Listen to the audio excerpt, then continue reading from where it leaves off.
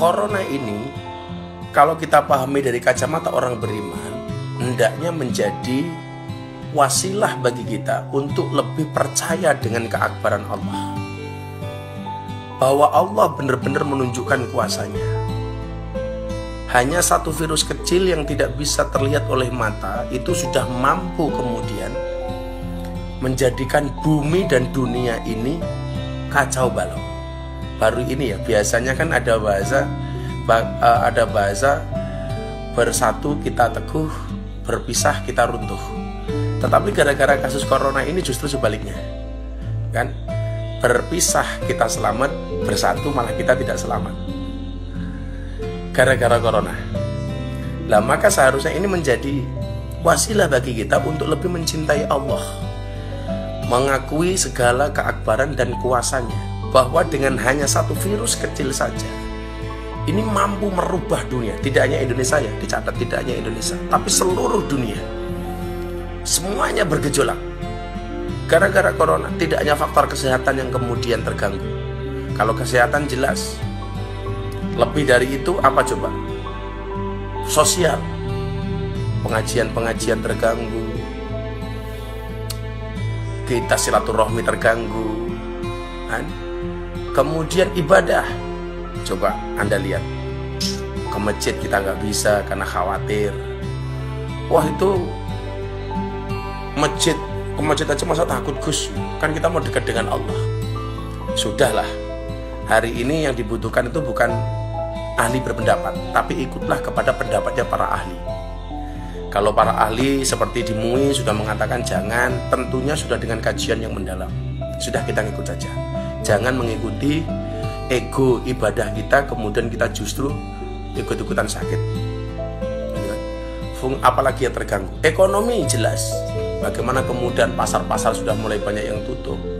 Orang yang bekerja sudah banyak yang berhenti, mal-mal tutup. Sebanyaklah. Ekonomi sudah mulai guncang.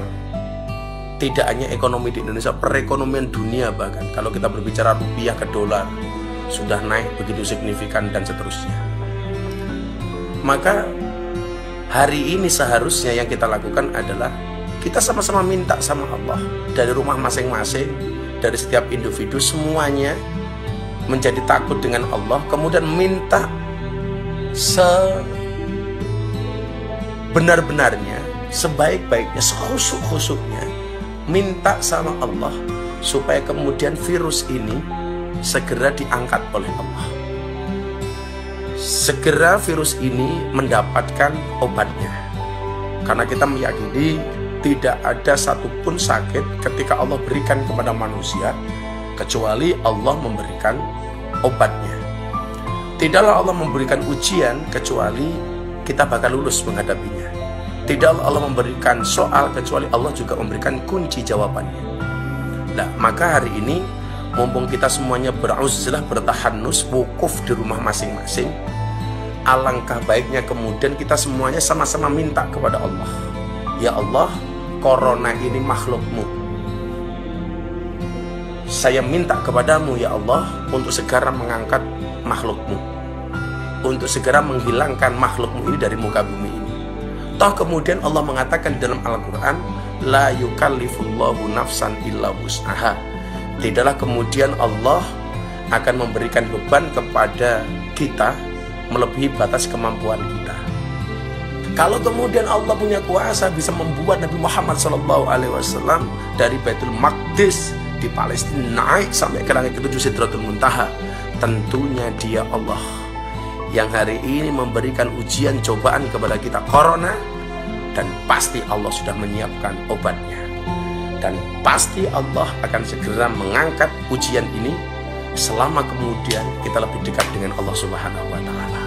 Dekat dengan Allah hari ini tidak harus ke masjid, tidak harus ke majelis taklim, tidak harus ke pengajian-pengajian, tapi cukuplah bagi kita kemudian hari ini berdoa dari rumah masing-masing, minta sama Allah supaya kita semuanya diselamatkan dari Allah Subhanahu wa Ta'ala.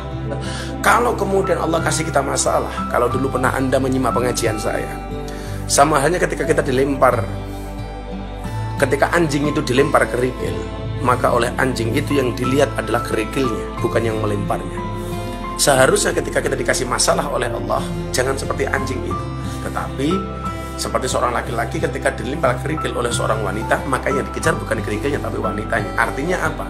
Kalau kemudian kita dikasih masalah, jangan lihat masalahnya, tapi langsung kembalikan masalah ini kepada yang memberikan masalah. Siapa? Allah. Fafirru ilallah. Kita minta sama Allah supaya corona ini segera diangkat oleh Allah. Amin. Maka mumpung ini semuanya kita berada di rumah masing-masing, kita ambil air wudhu, kan? Wukuf kita hari ini di rumah masing-masing, minta sama Allah. Semuanya berdoa secara khusyuk. Tentunya doa-doa yang semampu kita. Yang kemarin sudah saya sampaikan tentang ijazah dari Mbah Hasyim Asy'ari, li khamsatun. Yuk semuanya yang melihat ini, baik yang di Instagram maupun yang di Facebook, yuk kita baca bareng-bareng. Li khamsatun utfi biha harrul wabail hatimah al mustafa wal murtada wabnahuma wal fatimah. Yuk, yang belum berwudu semuanya coba berwudu. Kita wudu betul-betul wudu yang sesuai syariat, bener-bener yang wudu yang sesuai dengan sunnah Rasulullah Muhammad SAW yang diajarkan oleh para ulama-ulama kita. Kita pakai pakaian yang bersih, hati kita bersihkan, kita hilangkan semua pikiran-pikiran negatif, hati kita husnudzon, hilangkan suudzon, kita berbaik sangka kepada Allah, berbaik sangka kepada Rasulullah, berbaik sangka kepada para guru-guru kita, berbaik sangka dengan keluarga kita, berbaik sangka dengan pemimpin kita, berbaik sangka dengan semua orang.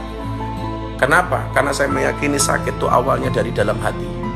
Kita bersihkan semua hati kita ini, kita minta sama-sama sama Allah. Semuanya bermunajat kepada Allah supaya corona ini segera diangkat oleh Allah Subhanahu wa taala. Yuk kita baca ijazah dari Mbah Hasyim Asy'ari. Bismillahirrahmanirrahim.